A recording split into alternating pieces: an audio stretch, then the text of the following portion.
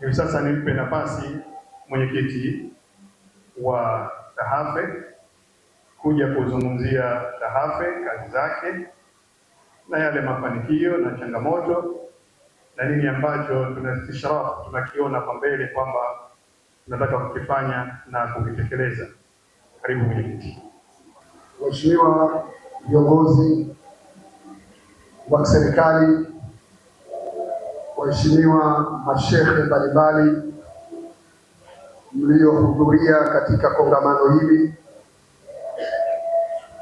kwa kipekee kabisa tutoe shukrani za dhati kabisa kwa Mheshimiwa Mufti na Shehe Mkuu wa Tanzania Dr. Abubakar bin Zubeir bin Ali Bwana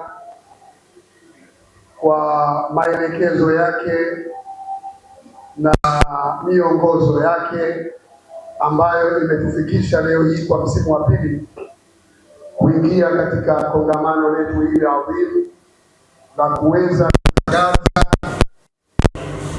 na kuonyesha maonyesho ya taasisi zetu zilizokuwa ya Tanzania Haji Federation. Lakini kwa kipekee kabisa tutoe shukrani za dhati kwa serikali,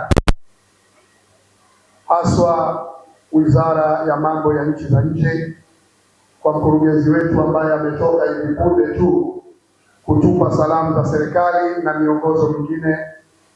Lakini vile vile tunatoa shukrani za dhati Wizara ya Mambo ya Ndani ya Nchi kwa kupitia idara yake ya uhamiaji, especially mama yetu Mama Ana Makakala kwa kutukubalia ombi letu na kutupa uwakilishi ambao tunao hapa. Waheshimiwa, taarifa ya TAHAFE ya mwaka 26-27.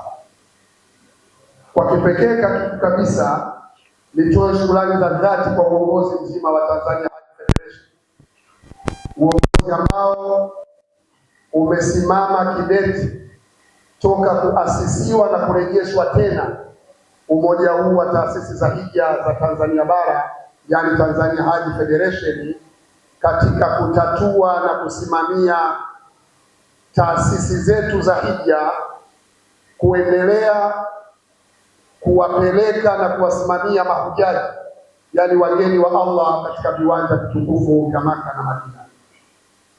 Kwa kipekee niseme ile dhamira yetu au dira yetu ambayo tumejiwekea kama Tanzania Haji Federation, tuna furaha kusema inakamilika kwa 90%.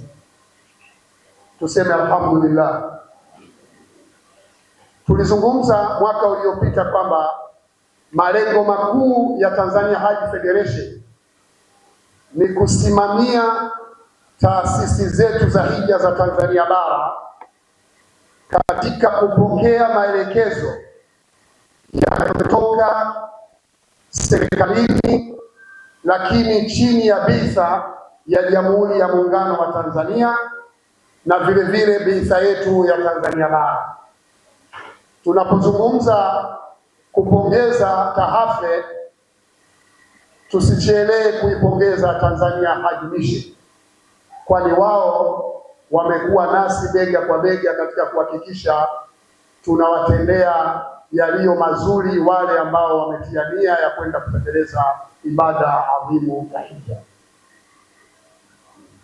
Waheshimiwa waalikwa na mashehe,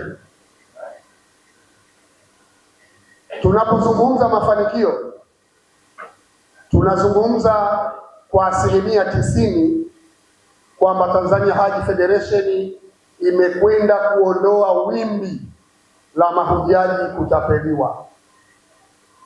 Ule wimbo tuliokuwa tukiusikia mara kwa mara kwamba taasisi zimeacha mahujaji airport, taasisi zimekimbia, viongozi wa taasisi wamekuiba pesa za mahujaji, hawaonekani.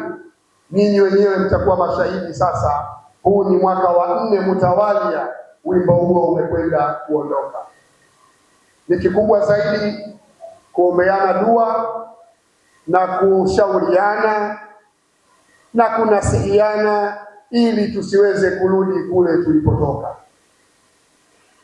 Lakini kwa kipekee zaidi nichukue fursa hii adhim na fursa ya dhahabu kuwatangazieni uongozi ambao uliteuliwa wa muda wa Tanzania Hajj Federation mbele ya macho yenu. Kwa kipekee mimi ninayezungumza hapa,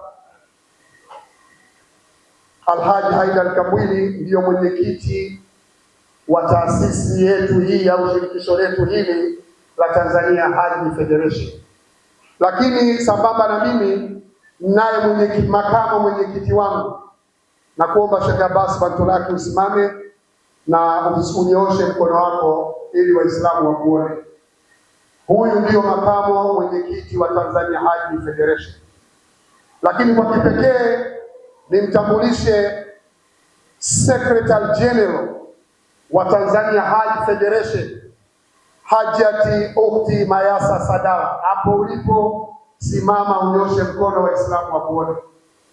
Yule kule yeye mwisho, huyu ndio mama mpambanaji.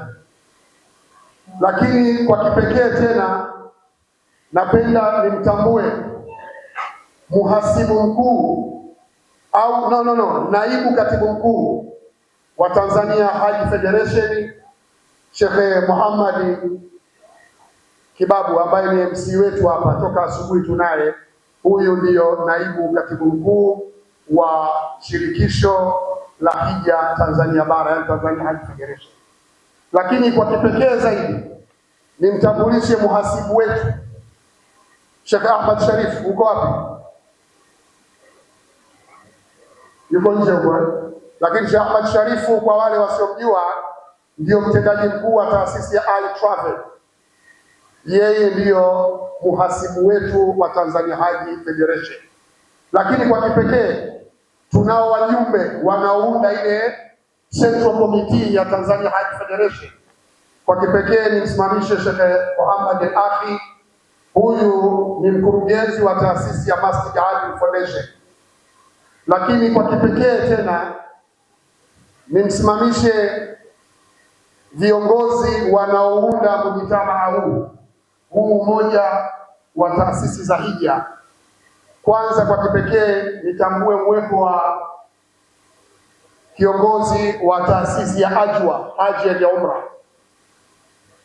ambaye anatambulika kwa jina la Haji Nasir Asmani. Waislamu yule pale mmemwona, yule ndio kiongozi wa taasisi ya Ajwa. Lakini kwa kipekee tena nimsimamishe mtendaji mkuu wa masjidi wa taasisi ya Al-Husna, Sheikh Tajir, anyoshe mkono. Yule pale Sheikh Tajir, yeye ndio kiongozi wa taasisi ya Al-Husna Haji ya Umra. Lakini kwa kipekee nimsimamishe kiongozi wa taasisi ya Ar-Rawda, Sheikh Rajab Gozi, pale alipo. Watazame Waislamu wakuone. Huyu ndio kiongozi wa taasisi ya Ar-Rawda. Lakini kwa kipekee nimsimamishe kiongozi wa Jamarat, Sheikh Musa Kundecha, popote alipo. Kama hayupo basi kwa niaba yake mtu asimame. Sheikh Amin Hofu yupo pale, ndio kiongozi wa taasisi ya Jamarat. Hii ndiyo taasisi ambayo katibu wetu mkuu wa Tanzania Hajj Federation anakotokea. Lakini kwa kipekee nimtambue kiongozi wa taasisi ya Ahlul Bait, Bi Aisha Bafaji Hajjaj, yupo hapo. Huyu ni kiongozi wa taasisi ya Ahlul Bait, yupo hapa. Lakini kwa kipekee nimtambue kiongozi wa Nuru Path Haji ya Umra, Sheikh Izudin, yuko hapa. Yule kule nyuma, yule ni kiongozi wa taasisi ya Nuru Path. Lakini kwa kipekee namsimamisha kiongozi wa Zamzam, Sheikh Abbas Bantulaki, yupo hapa. Naye pia ndo makamu mwenyekiti wa Tanzania Hajj Federation. Lakini kwa kipekee nimsimamishe mtendaji mkuu wa taasisi ya Manasik Haji ya Umra, Alhaji, naam, yupo pale mama, amesimama. Lakini kiongozi wa M2 Travel, Bi Magda Maria, popote alipo asimame, yule kule. Lakini kwa kipekee kiongozi wa Hijra, Sheikh Bilal na wenzie, yupo kule mwisho dada yetu naye kiongozi wa Hijra. Lakini kwa kipekee taasisi ya Kidundo Haji and Umra, yupo pale Alhaji Kidundo mwenyewe yupo, mmemwona Waislamu yupo pale. Lakini kwa kipekee nimsimamishe kiongozi wa Siru Haji and Umra.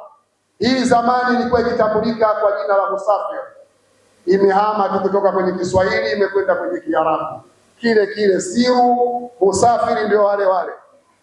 Huyu anaitwa Sheikh Qasim Al-Alawi yupo pale.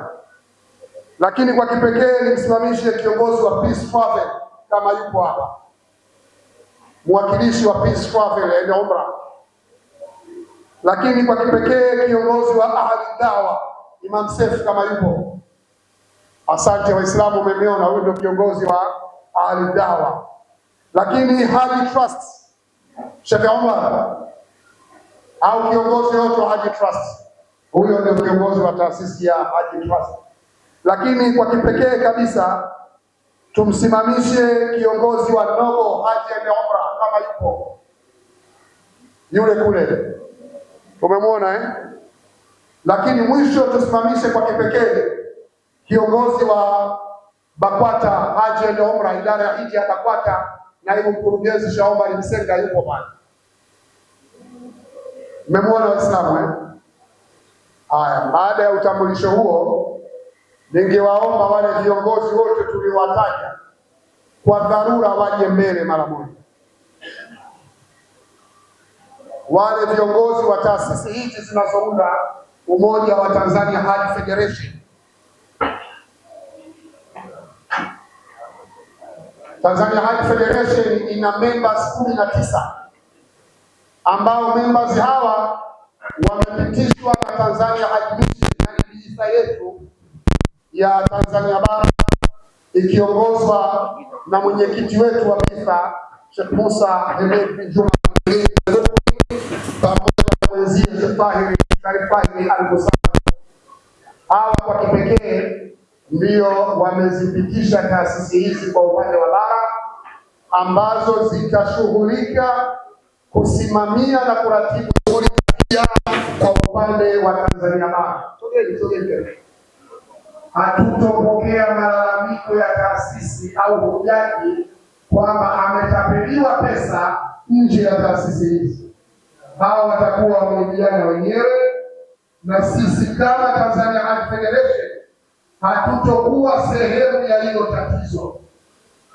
Tunarudia, taasisi hizi zilizokuwa mbele yenu ndiyo taasisi mama zilizoteuliwa mwaka huu kusafirisha mahujaji kwa mwaka huu wa 26-27. Nje ya taasisi hizi hatutopokea malalamiko ya mtu yoyote kwamba amechukuliwa pesa yake na taasisi inaitwa Zebi wakati hapa haipo.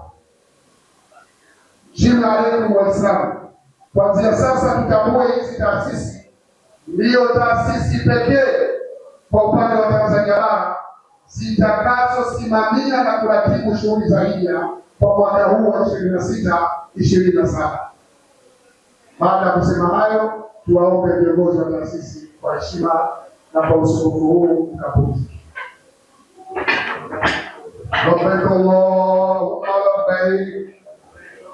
Pamoja na kwamba tuko tofauti, lakini njia yetu ni moja. Wote ni wa mawakala wa Mwenyezi Mungu katika kusimamia na kuhamasisha ibada ya hija kama ilivyokuja katika Qur'an.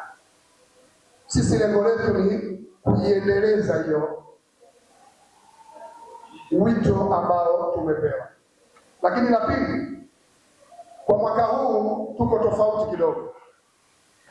Tanzania Hajj Federation baada ya kusimamia shughuli za hija mwaka uliopita, tukafanya vikao vya tathmini na mabosi zetu ambao ni Tanzania Hajj Mission. Tukakubaliana mwaka huu tuje na uwiano wa gharama za hija. Uwiano ni huu ufuatao: taasisi zote za hija Tanzania bara zimepewa mwongozo wa kuwa gharama za hija mwaka huu, kutokana na mabadiliko chanya yaliyotokea, bei zetu zitaanzia USD 6,700. Hiyo ndiyo bei elekezi kwa taasisi zote, na hilo jambo linaonekana katika matangazo ya taasisi zetu kwamba sisi bei yetu elekezi mwaka huu ni USD 6,700. Hili ndio tunalolitaka lionekane katika matangazo yetu. Sasa mtu kama kaenda hija kwa 5,000, kaenda hija kwa 6,000, hilo ni jukumu la hujaji na hiyo taasisi aliyokwenda. Sisi tunachojua bei elekezi ya hija ni dola 6,700 kuanzia na kuendelea. Kwa hiyo mtu akiweka 7,000, 8,000 hajakiuka ule utaratibu tuliojiwekea kama Tanzania Hajj Federation.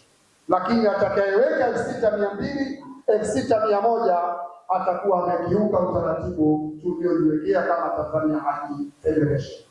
Hilo la kwanza nilikuwa nataka kusisitiza. Lakini la pili, hali ya uhamasishaji. Tanzania Hajj Federation kwa mwaka huu imeandaa makongamano yasiyopungua 8. Makongamano hayo yatakwenda kikanda na tayari taratibu za makongamano hayo zilishatumia. Ni wakati wetu sasa hivi tutawatambulisha kwamba target yetu tunaanzia wapi, lakini kama Tanzania Hajj Federation tumeamua kwa mwaka huu uzinduzi wetu umeanza Tanzania bara ambapo ni Dar es Salaam, lakini tukitoka hapa soon baada ya wiki moja tutakuwa kanda ya ziwa yote. Tutakuwa kanda ya ziwa yote kama Tanzania Hajj Federation na tutafanya makongamano haya kwa pamoja.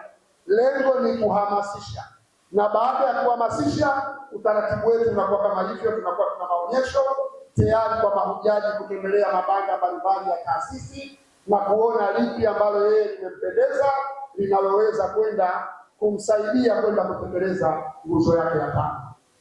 Huo ndio mpango wetu kwa mwaka huu. Baada ya kanda ya ziwa tutakwenda kanda ya kati, baada ya kanda ya kati yani tutatembea nchi nzima mwaka huu, na target yetu kabla ya mwezi wa 9 tutakuwa tumeshamaliza makongamano ya nchi nzima. Kitakachobakia sasa, tutatoa ruhusa kwa taasisi zenyewe sasa kuanza uhamasishaji wao wa kikawaida wa kitaasisi. Hayo ndiyo malengo ya mwaka huu ya Tanzania Hajj Federation. Lakini pamoja na mambo hayo yote, kuna kitu kinaitwa mafanikio. Kwa mwaka huu ambao hija imepita na tunaingia katika msimu ambao umeshaanza, kwa mujibu wa ile jedwali zamani, hija imekwisha anza. Hija imekwisha anza. Mafanikio kwanza, tumeweza kama tulivyosema kuwapinga wadanganyifu. Hija ilikuwa ni kichaka cha watu ambao wanaweza wakatapeli watu na wakaishi maisha ya kawaida. Unatapeli mtu alafu unaishi alafu unatapeli kwenye ibada. Tumeshashuhudia huko nyuma baadhi ya taasisi zikifikishwa mpaka mapolisi. Walilahi alhamdu, tunashukuru kwa busara zenu viongozi wa BIFA kuturejeshea kwa ushauri wenu Tanzania Hajj Federation. Tunasema utapeli umetokomezwa. Ule wimbo wa kwamba tumebaki airport na mabagi yetu umeondoka.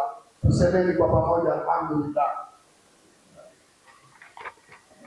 Mafanikio ya pili, tumeona kwa mwaka huu, yani msimu wa hija uliopita, namna bora ya taasisi zetu na kwa kipekee mahujaji wetu, namna tulivyoshirikiana kutekeleza ibada ya hija kwa pamoja na kwa hali ambayo haikuwa na changamoto nyingi. Hii tunazungumzia katika viwanja vitukufu vya Maka na Madina. Mashallah, BIFA ilijipanga na Tanzania Hajj Federation ilijipanga na tulipokea miongozo. Mwaka huu kila taasisi ilipata mabasi kwa wakati, na tunashukuru nyumba zetu kwa mahujaji. Nyinyi wenyewe mtakuwa mashahidi, taasisi sasa hivi zinaishi mtaa mmoja. Utofauti ni jengo hili jekundu, hili la kijani, hili jeusi, lakini hakuna taasisi inayokaa kilomita 10 kuja katika msikiti, hakuna. Na nyinyi mtakuwa mashahidi, na tulizungumza hili wakati tunazindua msimamo wetu ule wa mwaka jana kwamba leo na leo hiyo na bado changamoto zilizokuwepo ni kwa mujibu wa vyoo vilikuwa vichache, lakini mashallah kikao chetu cha pamoja kati ya Tanzania Hajj Federation na BISTA ya Jamhuri ya Muungano wa Tanzania tumekubaliana kwamba mwaka huu tunakwenda kuboresha sehemu za faragha ziwe nyingi kulingana na namba tuliyokuwa nayo. Hii ni changamoto ambayo imekuwa inajirudia, lakini kwa kutumia jukwaa hili viongozi wetu wako hapa wa BISTA ya Jamhuri ya Muungano, BISTA ya Tanzania Bara, BISTA ya Visiwani, umoja wa taasisi za hija Zanzibar na sisi wenyeji wao Tanzania Hajj Federation tumeliona hilo, na kwa pamoja tunakwenda kuondoa changamoto hiyo. Lakini la mwisho tunawahimiza wale wote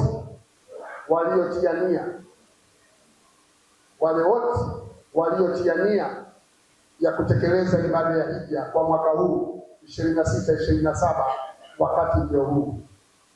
Amezungumza kiongozi wa BISTA, na kwa bahati nzuri amezungumza kwa kipekee hapa Balozi Kilima, namna ambavyo taasisi zinapoingia katika changamoto ya kutafuta gharama za kulipia ijraati za hija wakati hujaji hata mmoja hajalipa. Narudia, hivi tunavyozungumza taasisi tayari zinalipia gharama za hija wakati mahujaji hawajaanza kulipa gharama za hija. Na hii tunairudia, ni elimu inayotolewa kwenu nyinyi watarajiwa, kwamba muelewe kwamba gharama za hija huu ndio wakati wake zinapohitajika. Tusisubiri Ramadhani, tusisubiri Shawwal wakati sio rafiki na ratiba ya hija imebadilika mno.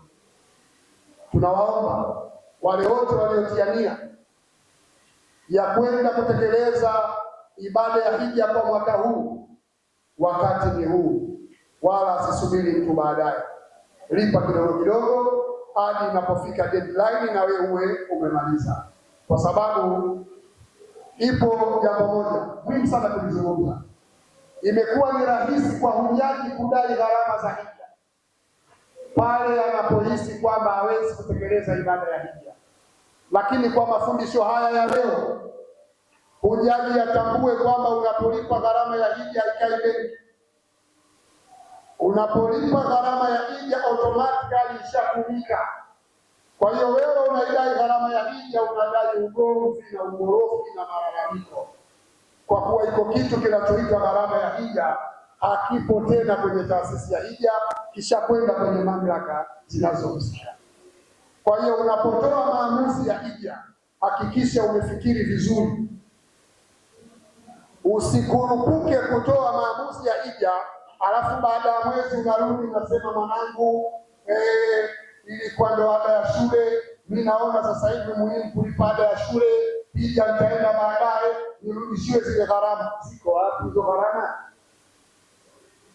Mmesikia viongozi wanapozungumza. Na sisi tunashauri taasisi za hija, kwenye fomu zenu za maombi ya hija wekeni hicho kipengele kwamba gharama ya hija irudi. Kinachorudishwa ni ile huduma ya hija. Wewe ushalipa mwaka huu na nafasi, subiri, ukipata nafasi uende, hela yako tayari ipo katika huduma. Hakuna anayekana hela ya hija. Hela ya hija tusafiri nazo mahujaji. Sisi tunaondoka hapa na mabegi.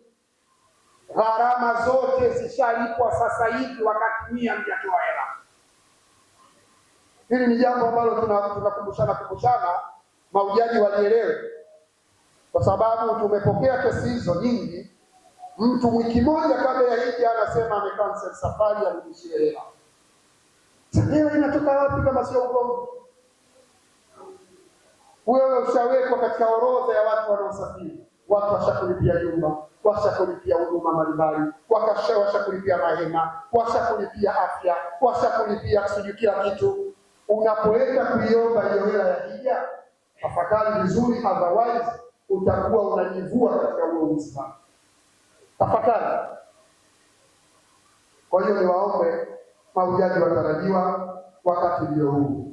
Sasa kwa haraka naomba nichukue fursa hii kuwatambua taasisi zile ambazo zimekuja kutuunga mkono katika jambo letu hili.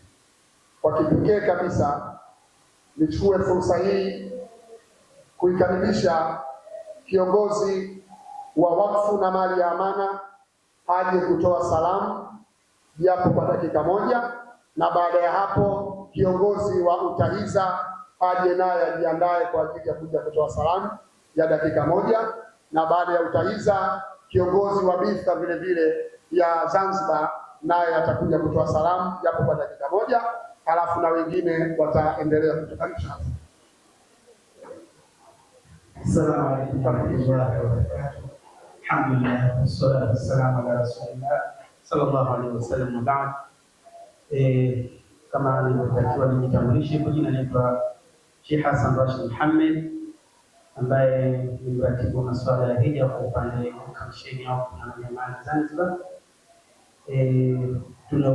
Tunayounda ofisi ya BIFTA ya Jamhuri ya Muungano wa Tanzania pamoja na Baraza la Waislamu Tanzania BAKWATA kwa kuongozwa na Sheikh Abdallah Talib Abdallah ambaye ni rais wa BIFTA, na huku tuna Mheshimiwa Dr. Abubakar bin Zubair bin Ali ambaye ni mkuu wa Tanzania.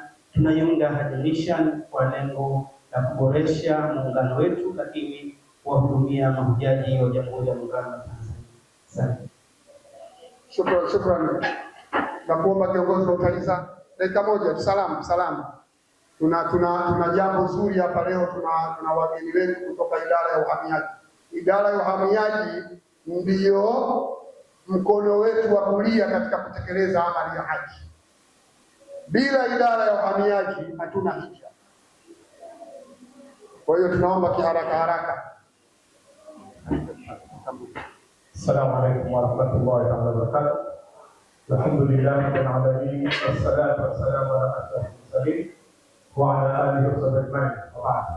Kwa jina naitwa Sidi Muhammad Mgeni, kwa niaba ya umoja wa taasisi za hija za Zanzibar utahiza, ambazo takriban kuna taasisi zisizopungua 36.